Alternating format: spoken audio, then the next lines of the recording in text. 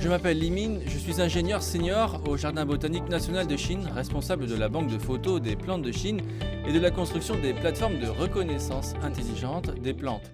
Les images constituent les premières informations que nous avons pour reconnaître une plante. Voici des manuscrits de dessin dans la banque de photos des plantes de Chine. Il s'agit d'un Pinus coraensis, un type de pin du nord-est de la Chine représenté par des lignes très tridimensionnelles. Du point de vue de la taxonomie, les travaux pour classifier les plantes existantes en Chine sont presque tous finis. Il y a donc maintenant très peu de gens qui font de la taxonomie et dessinent les plantes nouvellement découvertes, ce qui fait que cette profession est très rare. Ici, il y a 9080 images de plantes supérieures chinoises. Ces images montrent les structures tridimensionnelles des plantes par points, lignes et faces avec une grande quantité d'informations. Comme nous pouvons le voir, l'image semble très tridimensionnelle et vivante.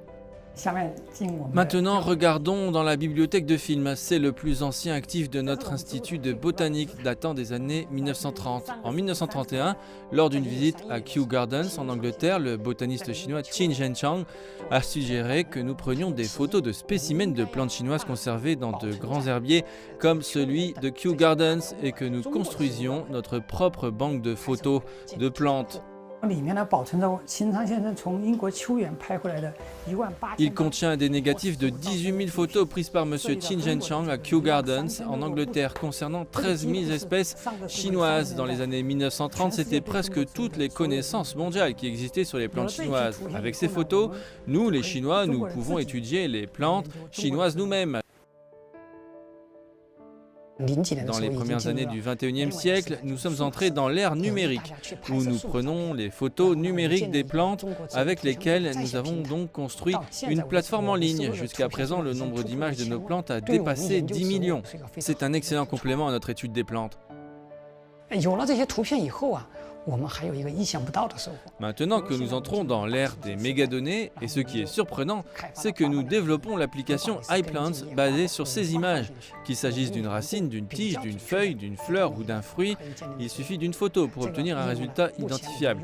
L'application iPlants compte maintenant plus de 10 millions d'utilisateurs, ce qui constitue un excellent moyen pour le grand public de connaître les plantes.